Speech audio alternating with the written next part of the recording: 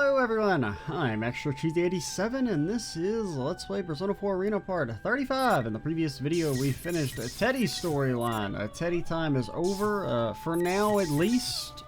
And now it's time to return to Naoto, aka Naodoll. I don't remember how yours ended. Rise-san! Oh yeah, it's as you're entering the announcement room. Yeah. Look out! She's got a fucking gun. I see something glimmer in front of me. Acting purely on instinct, I duck instantly. A low whizzing sound passes above my head. What was that? Did something get thrown my way? Naoto-kun! Rise-san turns towards me. I look at her from across the room.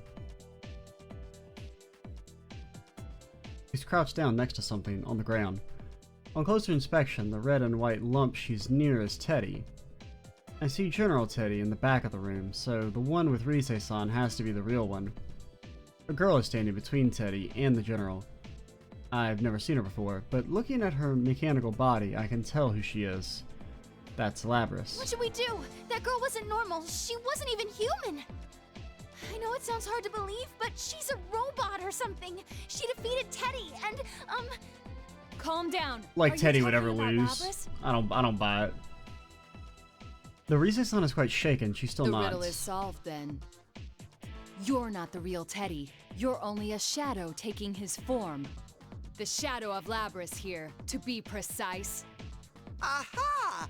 No wonder they call you the Detective Prince now, Chan. You cracked the case. But even if you figured it out, there's still nothing you can do.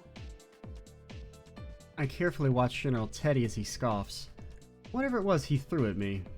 I was too busy dodging to see it clearly, but it must be dangerous. I'm sure he won't hurt his owner until he hears a certain phrase from her, but he has no reason to be gentle with the rest of us. I point my gun at him, ready for any more of his attacks.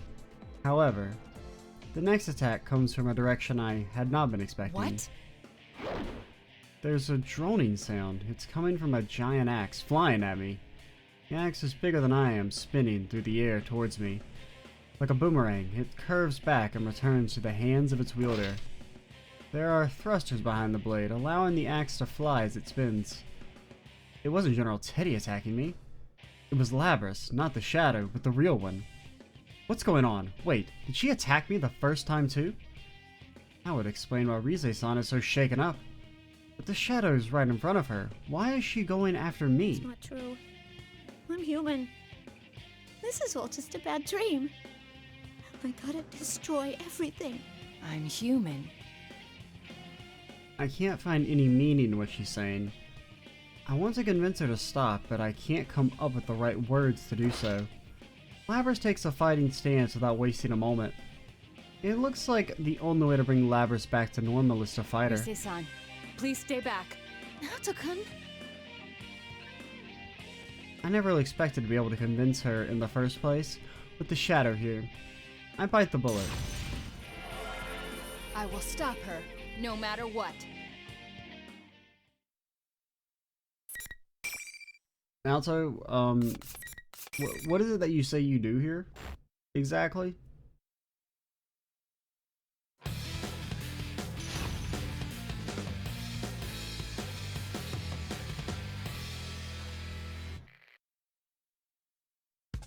Finally! Alrighty. Assault up! Oh god, I kind of remember that. You would always start doing the gun thing, and then I would just shoot in the wrong direction because I don't know what to do. No way! Okay, that's like a little block. No! Alright. Assault up! No! Assault! See you. Oh god, just... Okay. Now you cross all too easy. Yeah, that went pretty well. Okay. Alright, that didn't go quite so well. Okay.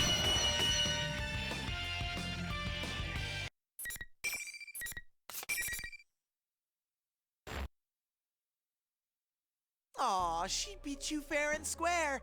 You really are useless, Labby-chan. After Labras collapses, the shadow looks at her as if she was The trash. whole reason for being is to fight. And you can't even do that.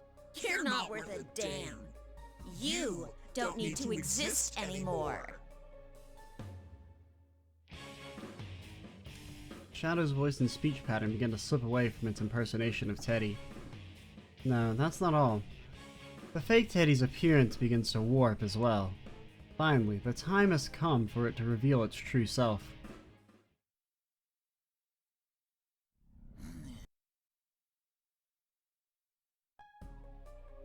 The form that it takes is, as I thought, I'm a Labras. shadow. The true self. That's my face. Huh. You don't want to remember? Fine. You can die like that. What? She's attacking her owner now? Is it a threat to pressure her?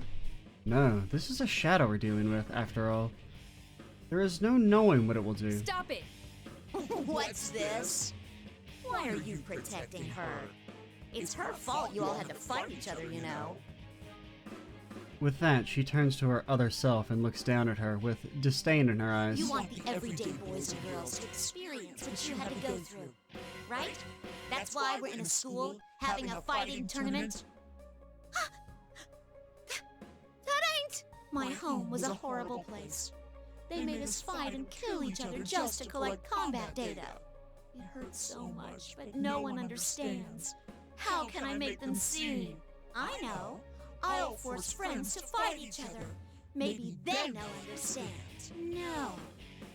I wanna make them understand. That ain't true! That's not what I want! Oh, yeah? Then let me take over from here. I'll destroy everyone who pretends to understand, just like you did before. Stop! I've had enough! Labras! No! You're not me! No! You said it! You finally said it! The power, I can feel it building! A sinister aura surges from the shadow. Even the surroundings begin to warp with its energy. Dang old big bull. Big old bull. Big bull. In an instant, the area becomes dominated by a piercing red light. The view from beyond the window has changed completely. I hear Rise-san gasp behind me. I don't know what this place is modeled after, but I get the sense that someone carved open a living creature's stomach. This is the reflection of Labras' heart, the suffering she carries. Shadow's golden eyes stand out even more in the dusky redness, focusing on me. I change my mindset. There is only one thing to do here, shoot him in the head. Just as my friends did for me, I'll shoot him in the head. Rise-san, you watch Labras and Teddy. Wrong game. I got him. Good luck, Naoto-kun. Yes, I'll save her.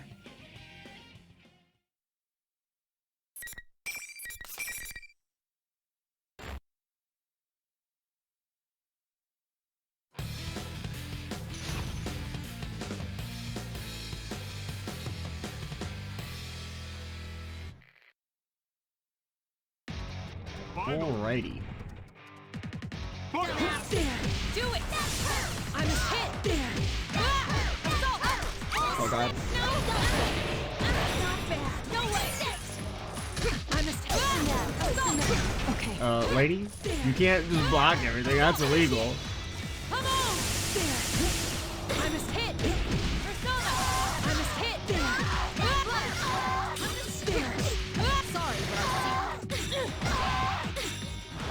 Nope, nope, nope, no running. In the hallway? Or in the Okay. death chamber room?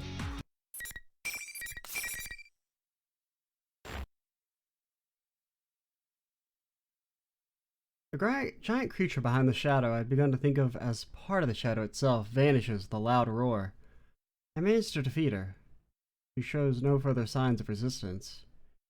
Cautiously I turn around and walk to Labras, who is still sitting on the floors, being held up by Rise-san. It seems Teddy has also regained consciousness.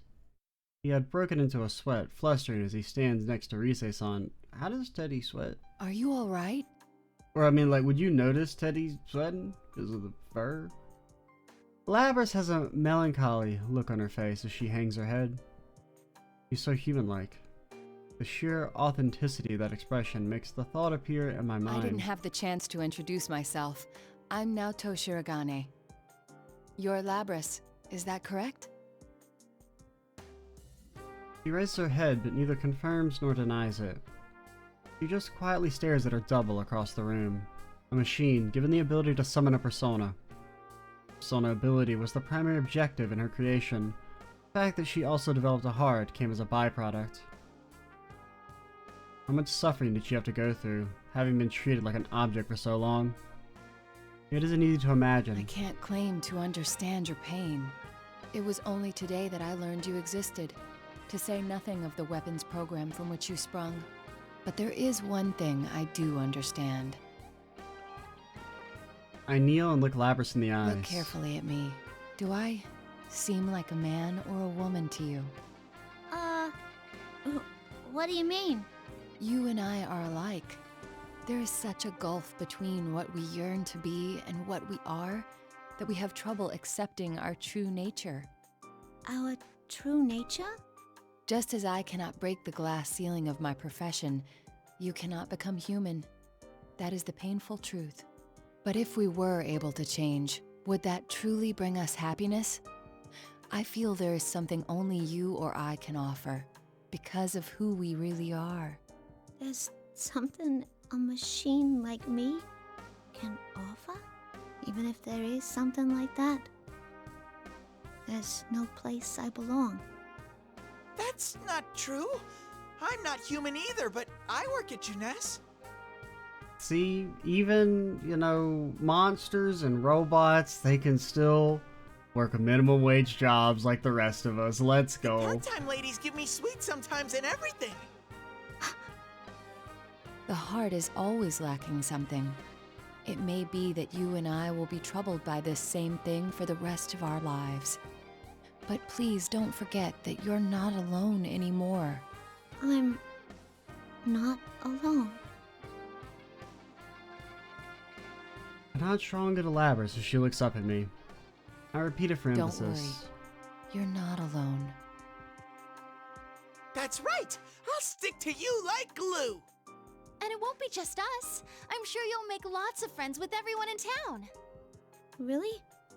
A machine? Like me? We nod. Labris stands up and approaches her shadow. He said, it's okay to be me. Doesn't that make you happy too? She takes the shadow's hand as it droops its head listlessly. I'm so sorry I locked you up inside me for all that time. But we'll be okay now. I'm not alone. And you're not either, right?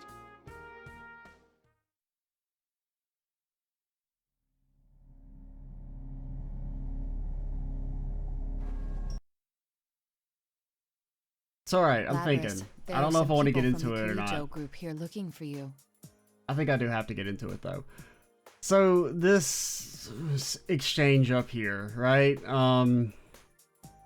There's a gulf between what we yearn to be and what we have trouble accepting our true nature. I mean, I gotta criticize this shit, right? I mean, I know the game's a bit older, and on one hand, I do definitely respect the Persona 4 games, or Persona 4 in general, for like actually having a trans character that isn't just like there for a joke, or like a pseudo-trans character. Even though kind of one of the criticisms of Naoto's character arc is that basically you have a character that thinks they're trans, and then the solution the story provides is to like push her back into her box, essentially. But like this definitely implies, like, I don't know, the whole the true nature line I don't like at all.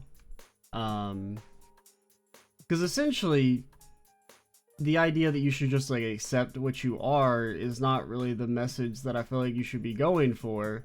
It's that like Labris wants to be a human and wants to be treated as if she's a human, not a machine. There's a clear analog there between trans individuals who want to be seen as, whatever gender they identify as, and they should be treated by society as such, instead of just treating them as whatever their true nature is, right? You shouldn't be telling them to just accept, you know, their quote-unquote true nature. You should instead be telling them, or telling society in general, that you should accept people for what they want to be, right? So, I don't know. I don't really like the way that section's phrased. I wonder if they'll stick me back in that box again. Of course they will. After all, I caused a lot of trouble. What else are they gonna do?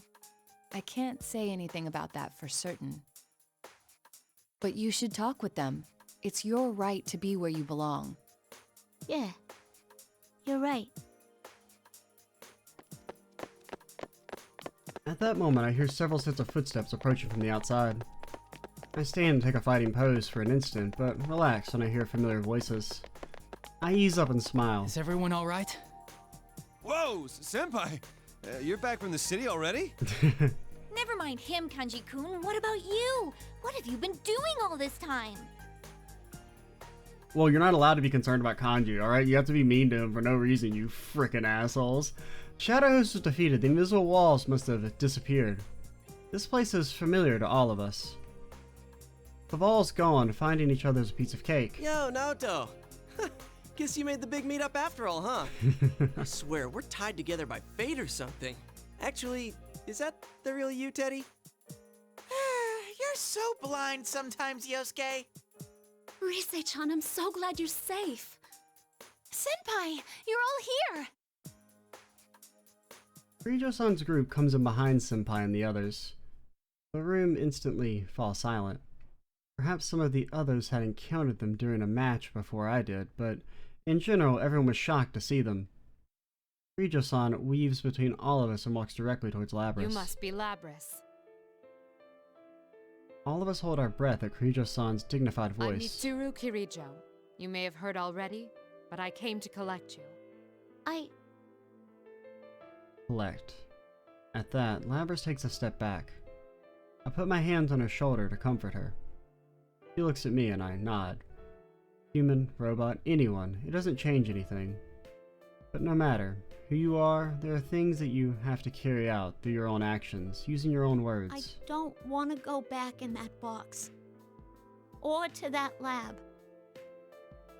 As Labris managed to say it, a voice speaks up from behind Kirijo-san. Mitsuru-san, I'd like to ask that you consider her request. Labris's, my sister's abilities, will surely be useful to us. Please. Well, no, not because the abilities are useful, because, you know, she's like, for all intents and purposes, a person. Can't we enlist her on a trial basis and see what happens? Sister. Surprised by that unfamiliar appellation, Labris looks towards the speaker. You're a robot too. It's nice to meet you. I'm Aegis, the 7th generation anti-shadow suppression weapon. I'm your successor, sister. We're sisters? She answered Labris with a smile. Amazing. Her tone, her expressions, they're all so human. I'd like to third their request. I'm well aware that I'm in no place to make demands on you, but... Need I remind you, I have a gun. Kirijo-san give a wry smile after a third objection. I'm starting to feel like the bad guy. There's no need to worry. I wasn't thinking of sealing you away again. Really? You've awakened to your persona and gained control over it. True, I don't know for sure that the danger is past, but I don't feel that you need to be sealed off from humanity, particularly since it's obvious that you have a heart. Kirijo-san. Labby-chan doesn't need to be all alone anywhere? Yay! Naoto, sorry to interrupt, but who are these people? They kinda look like a bunch of freaks. He's not wrong. Yeah, I mean, one of them's not even human. Yeah. Unlike our group, which is made pure 100% human. I guess she's a robot? Huh? Wait a sec. Kirijo? As in the Kirijo group? Wait, what? What's going on here? All my friends begin to look at me, the only one who knows everything. Where should I start? More importantly, how much should I disclose? Either way, it looks like it's going to be a long explanation. First though, I suggest that we change locations. It's important to share information, but it is imperative that we all get out of here safely.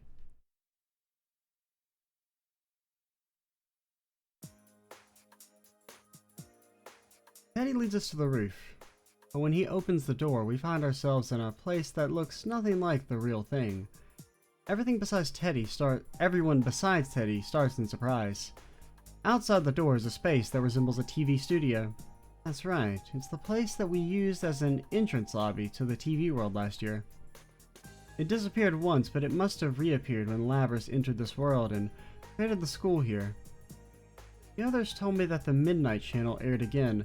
Whoever watched the broadcast must have associated with last year's airings.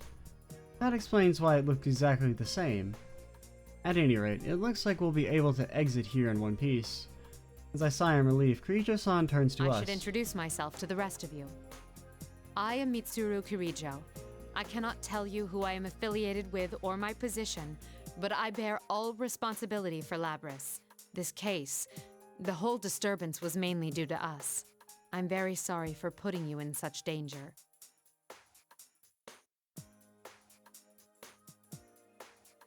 Kirijo-san sums up the sequence of events. Labrys' entry into this world was the cause of it all. She and the others came here after her. How do you know Mitsuru-san, Naoto-kun? That's, well... Shirogane was working with us. Since it was our first time in this world, he helped us safely reach Labrys. Yeah, So, the job you had was to bring Mitsuru-san and the others here? definitely. Huh? Well... That was basically it. I'm sorry, but there are some things he cannot disclose. I ask for your understanding in that regard. Sure, detective stuff. I getcha. That's pretty cool. Sanada-san and Aiga-san don't say a word, even after Kirijo-san's explanation. It's not completely a lie, but still. I shrug and sigh softly. And now that she sees I'm not denying any part of her less than vague explanation, I might as well be admitting that my investigation positions me against her. I really am no match for her. Well then, let's all go home. Alrighty, attention please. The trip doesn't end until we get out of the TV. And then they just go through the TV real fast before Labrys can turn evil? Dude, you really gave us a scare. And this isn't the first time either. Well, at least it ended well. You know, I understand about Rise-chan and Teddy, but why did Kanji-kun go missing again? No comment. Huh?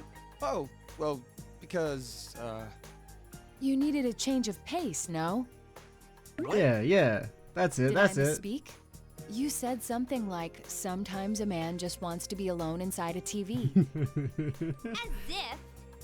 Naoto, you bastard! Why'd you have to tell him that? Well, it's better than the truth. Labrys laughs at our small talk. Looking at her, I begin to feel like this episode wasn't so bad after all. But suddenly, Labrys' smile disappears and her body freezes in an unnatural position. Labrys? Labrys does not answer me. Sanada-san shouts a warning. Get away from her! Everyone jumps back, confused. Kanji-kun wasn't even sure what he was supposed to be backing away from at first. Soon, though, we all stand around in a ring. Labrys stands in the center, completely motionless. What's going on? I don't know. I can only tell that she's probably being controlled from outside. Some might say she is being hacked. Controlled. As we all watch her, confused and nervous, Labrys' right hand slowly begins to move. It reaches around to her back, to her thrusters, or rather, to the axe. Labrys' eyes were staring blankly into space, but suddenly glance at me. The warning comes at the same instant as the attack. I can feel the wind of the axe's passage as I bend backwards to dodge the blow. Oh, Naoto knows how to limbo. If she'd gone after anyone else, things might not have been so fortunate. I'm the only one who's actually seen that attack before. But Labrys follows up with something different. I gulp in spite of myself. That white, elegant silhouette behind Labrys, I'd almost forgotten. Labrys now has the power of a persona. Fighting her won't be as easy as it was before. Labrys, why? Never mind, it can wait. Kind of weird they didn't do the whole talking sequence first. I mean, any sort of little minor difference I'm going to be on board for.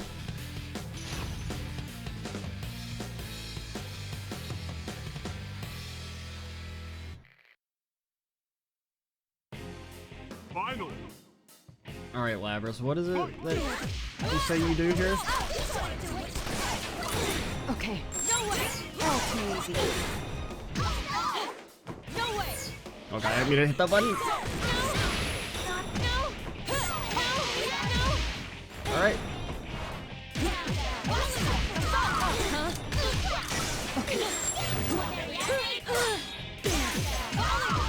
Okay.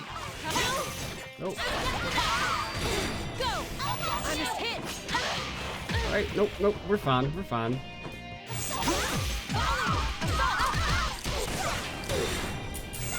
Oh god, you're out of bullets, girlie. Okay.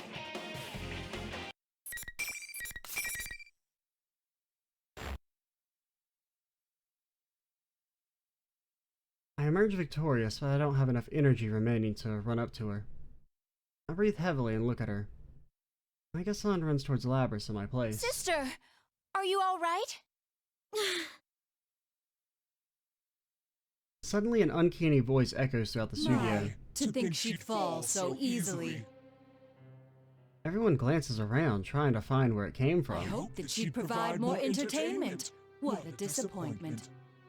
As soon as the sentence, yeah, I guess we never did see. Well, I guess not all the characters we saw their shadow, right? I guess just most of them, but yeah, we never had a shadow Naoto sequence.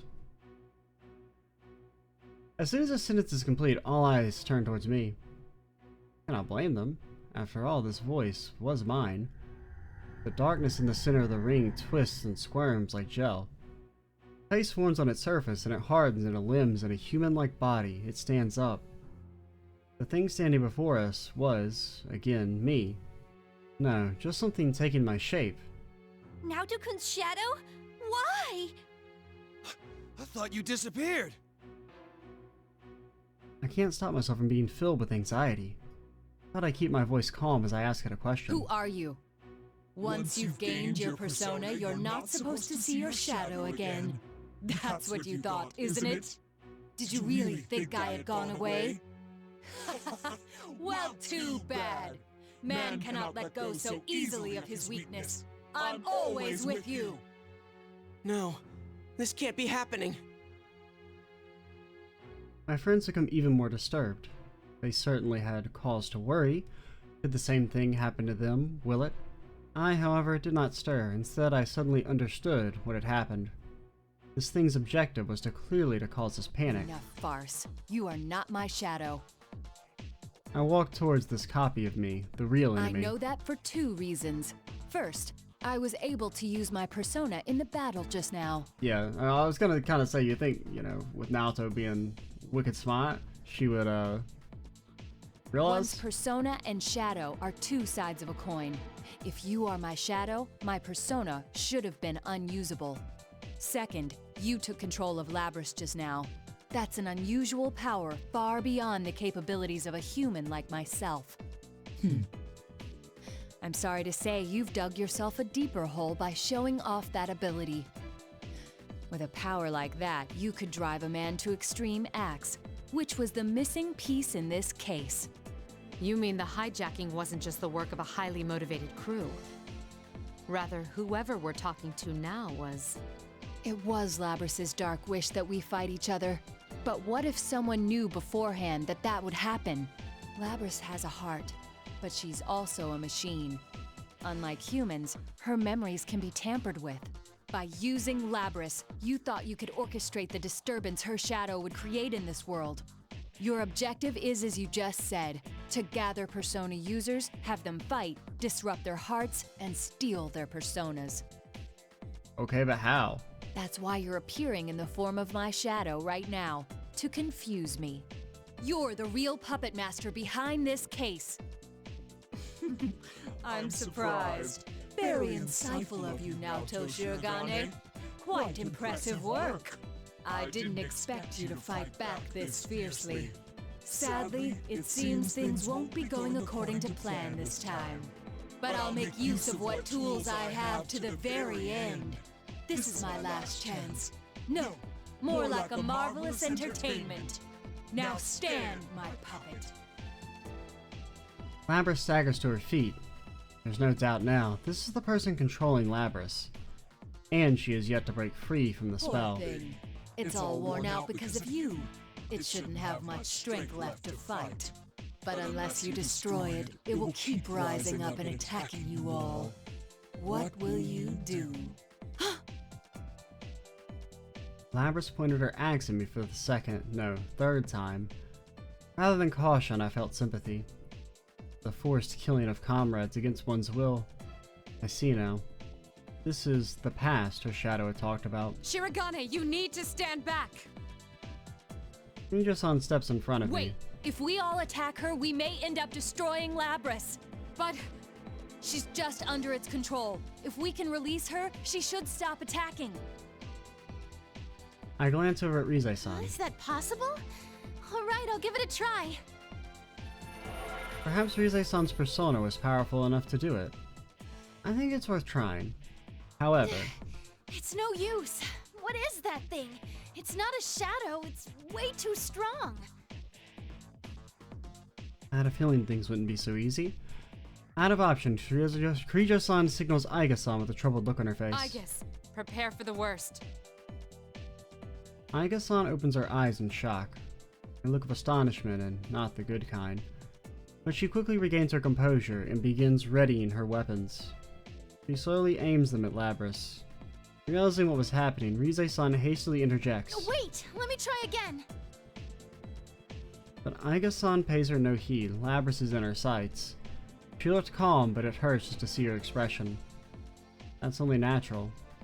She called Labrys her sister. Good. Now suffer. Relinquish your personas. I mean, can't you just like shoot the thing? At that very moment, Kirijo-san suddenly looks up. She closes her eyes. She gathers her strength as she had when she tried to establish a line of communication with her own persona. But who is she trying to reach? I see. Now! Who is she talking to? Is there someone here besides us? As I stared at Kirijo-san in bewilderment, it happens. Without warning, Labrys freezes in place. The menacing aura that she had been giving off dissipates in an instant. What? For the first time, I can hear panic in the enemy's voice. Freed from the power of the enemy, Labrys' body collapses to the ground. Aiga-san's weapons fall back into her body and she runs to Labrys as if all her pent-up emotions were exploding behind her like a rocket. What the heck was that? I don't know. I was getting desperate too. It seemed like something far away stepped in. This can't be! It's just as we thought. The enemy is taking on your appearance and has no connection to you. Feel free to cut loose. Kirijo-san's voice is full of confidence. I don't know what she did, but when she speaks so confidently, it's impossible to doubt her. I look at the enemy again, my face, but with a different expression. There's something I want to ask before I fight. What now? Why did you choose me? Of all the persona users here, why did you use my face? Is that all? Of course I chose you. You were the most unstable of the lot. Never quite sure whether to call yourself a man or a woman. Your indecisiveness made you the perfect prey. I clench my fist but keep my anger in check. After a moment, I nonchalantly tip my hat back on my head. There's actually something I've been curious to know all this time. Last year, when my real shadow went berserk, I was forced to the sidelines. It left me wondering whether I could have overcome that other me on my own. Well, no. This is the perfect chance to find out. Well, I won't hold back an inch. You didn't have superpowers back then. It wouldn't have worked. You would have got fucking instantly one-shot by the stupid flying attack it did.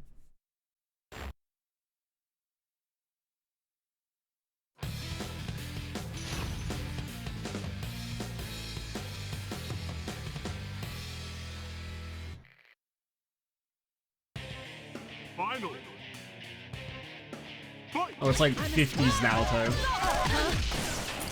Okay.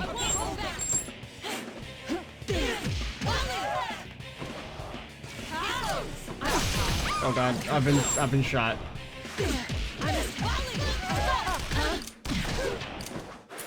Please get out of gun mode.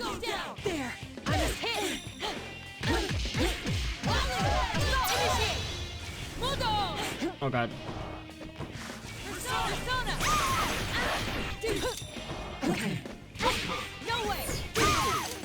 Alright. Okay. Just a lot of jumping and doing nothing.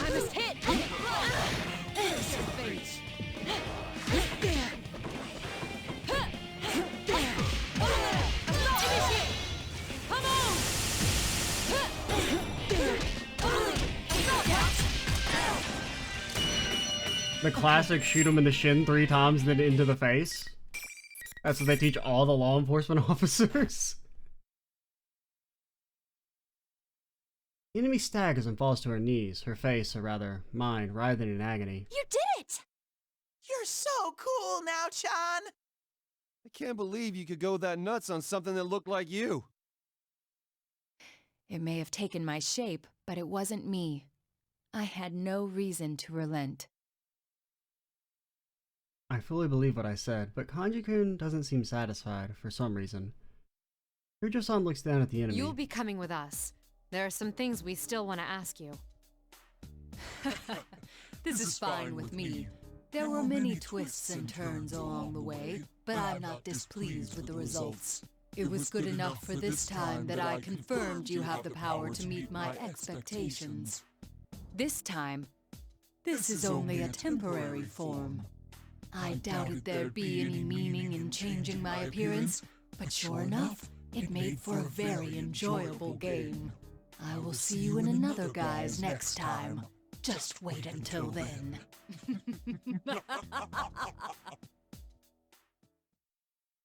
Okay, see, the enemy laughs and begins to fade away. Of course, the enemy simply disappears into thin air. Who was she? What was her objective, trying to separate us from our personas? Unfortunately, I was not able to get to the core of the matter. But still, next time, huh? Hell no! Don't you dare come back again!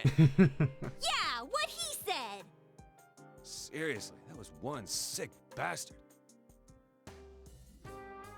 Copying Now-chan was going too far! Bad enough that it was in violation of my image rights, taking my form like that! Yeah, that's the real thing that we're gonna get him for. Gonna be like, malicious magic crimes plus 1 count of copyright violation. I wonder if this is the start of Which will probably be the majority of the prison time. In all honesty, you maybe get like 1 year for magical mischief, and then like, I don't know, 10,000 years for copyright infringement. Yeah, I don't think we should let our guard down. Everyone's face clouds with anxiety. No one could have imagined that we would have run into some bigger threat like this. Does the enemy plan to cause another incident like this again? Are we going to get more humiliating catchphrases? Killjoy detective. Am I really that bad? It appears that Kujo-san has worries of her own. My analysis didn't make it in time, but that was... It's hard to believe. Then again, With a strong look in her eyes, she swallows her fears and comes to us as we discuss who the mastermind could be. in any case, you don't have to worry about it. It's our responsibility from here on out. I mean, I guess it seems like they know whoever it is. But it was obviously targeting us. We can't shrug and go on our way after that. Which, I mean, they kind of say that. Like, I mean, they say it's related to their organization, but in the other storylines, but that seems like the most direct confirmation that they know who it is in particular. He's correct. Given that it's taken an interest in us, we must arm ourselves against it. Of course, you should be aware that the enemy is out there, but there is no need to abandon your lives to pursue it. We will do our best to ensure that no harm comes to you. That is, after all, our duty. I can sense that she is completely sincere. We all trade glances, but we eventually concede with our leader's opinion. We'll agree to Kujo-san's offer. There are some lingering regrets, but we have little choice right now. Seeing that everything is settled, Teddy butts in and strikes a strange pose. We turn to look at him with a grin of pride. He kicks at the floor with his heel. That is his usual little dance when summoning the exit TV to get us out of the TV world. Kirijo-san's group is obviously surprised, and they look pointedly at the TV. What are you doing with this ancient TV? Hang on, where'd you even get this? It's a teddy vision! You can get out from here! This TV is our escape route? Can we really fit inside? I was gonna say, how do they fit inside? I've always wondered that. Ooh, are you a little too front-loaded to fit? In that case, I wouldn't mind helping you squeeze through! Alright, Teddy, just for that comment, you have to stay in the TV world for at least a week. You're even worse than before, you know that? We'll all pass through Teddy's TV and make it back to the real world. Of course, Kirijo-san is a bit flustered to find herself in the middle of a department store. Labrys looks slightly lonely, but she follows Kirijo-san by her own free will. There shouldn't be anything to worry about.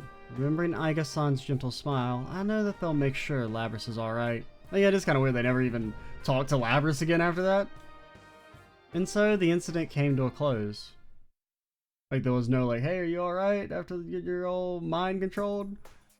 The following day, May 4th. Wow, it's May 6th. It's actually, if I record this video 2 days earlier, it would have lined up perfectly. Kirijo-san had stayed, or maybe not entirely perfectly, because it'd still be off about 10 years from the in-game date, but Kirijo-san had stayed the night pursuing a follow-up investigation, is going back to the city today. We learned that from none other than Labrys, who had called us all wanting to say goodbye in person. And of course we were obliged to see them off. At an intersection just outside the shopping district, we gathered by that oh-so-familiar limousine to exchange parting words with Labrys. I'm really sorry for causing you guys so much trouble. What are you saying? I had a blast meeting you, Labby-chan! Likewise. But I can't believe you didn't notice at all that Kirijo-san was searching high and low for you. You're so thick. That is mysterious. I wouldn't hesitate to answer the call of such a beautiful woman. It must have been because I was having so much fun talking with Labby-chan. She never gives it a rest. So, what are you gonna do now, Labrys? If you need help, we don't mind sheltering you. Yukiko's house is a great hideout. Is it? Because it has all kinds of people coming by constantly. Thanks. But I'm planning on working with Mitsuru-san. We're gonna catch the scumbag who tried to use you guys. This time, it'll be me that's got your backs. Sounds promising. It sounds as though you found a place where you belong then. Sure enough. Come back anytime to hang out, okay? We'll be here for you. Okay. Thanks, you guys. Labrys' expression is radiant. I turn around to see Kirijo-san and the others watching from inside the car with gentle smiles. I leave the circle gathered around Labrys and approach Kirijo-san. There's something that I have to confide in her after all this time. I confess, I had known about the existence of the Shadow Operatives from the start. As I thought. Well, considering what we've both been through, there's no need to keep it hidden from you anymore. Why are you taking the lead even if it risks your life? A woman in your position needn't. A great many people were hurt because of mistakes the Kirijo group made in the past. I won't let it happen again. To leave behind nothing that could jeopardize the future. That's my mission. More than that, it's a vow I made. I feel like she's speaking to someone else, someone who's not here to hear her. She then nods to me. The sincerity in her eyes is all the confirmation I need. In my line of business, you rarely come across people who actually speak what they mean. People I would call noble, she is one of the few. Her eyes show trust in me, and that makes me proud to know her. You've been a real help. About the next step, though, I doubt you'll back down that easily. Who knows? It's not my decision to make. Give a casual reply, and Kirijo-san shakes her head with a smile. I understand that nothing I say can dissuade you, but I want you to be cautious. Her expression turns serious. This is likely to be a personal warning about the investigation I've been conducting on her. Of course, there are those within the Kirijo group who don't think as I do. There are no doubt a lot of dark secrets to be unearthed. The current Kirijo group has drifted away from the family businesses. I am only the founding family's daughter, not the strongest position. What an odd warning. It's as if you're showing compassion to your enemy. Well, I too personally hope you find success. You be careful too, Kirijo-san. Just call me Mitsuru. Of course, Mitsuru-san. Or Mitchan, Well, or Mitzi. Until next time. Personally, I'm partial to Mitzi, but Mitchan is kind of funny, I guess. The car soon departs in the direction of the highway.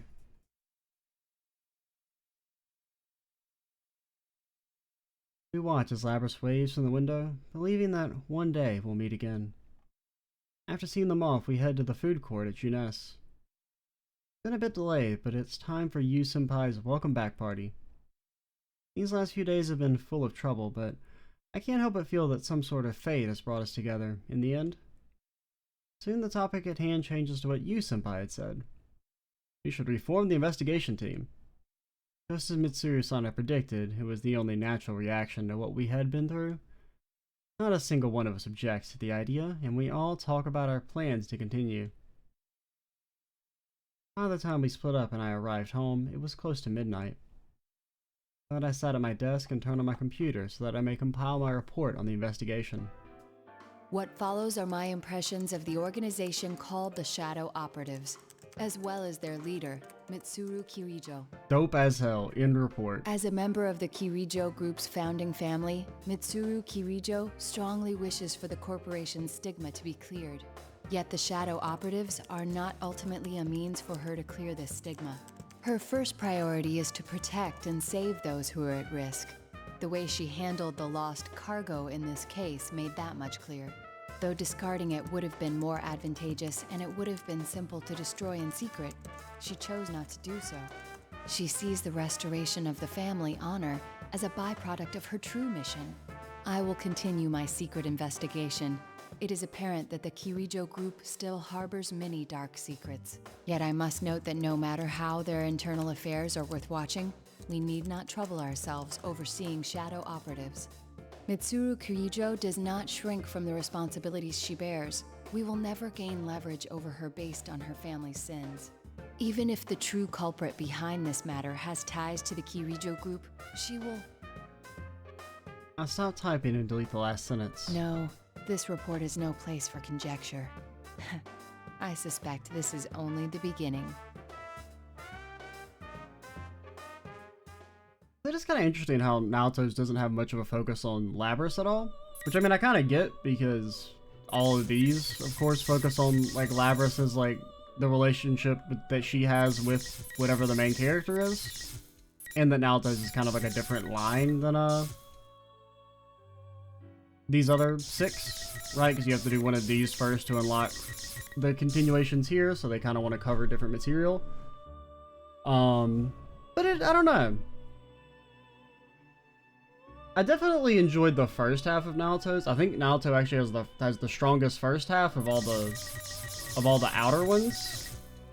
I thought it was really well done. That cliffhanger section kind of mixed, I would say. It was a bit more like, it felt a bit more like actual plot focus as opposed to like Naoto focused. For better or worse there. Like, I don't know. And then plus the whole the idea, like the true nature line, and like the kind of the way that's phrased kind of rubs me the wrong way a little bit, I'll admit. I don't know. It's a pretty deep topic that I'm not really like qualified, I guess, to talk about too much, but I don't know. Overall, though, it was good. I enjoyed it, and I'm looking forward to seeing the Persona 3 cruise storylines, and then I guess with that I'll unlock this one, maybe, or I can't remember exactly what we do next, but we'll do these 3, and then we'll figure out what to do from there. I'm Extra Cheesy 87. Stay tuned for the next part, and bye, guys.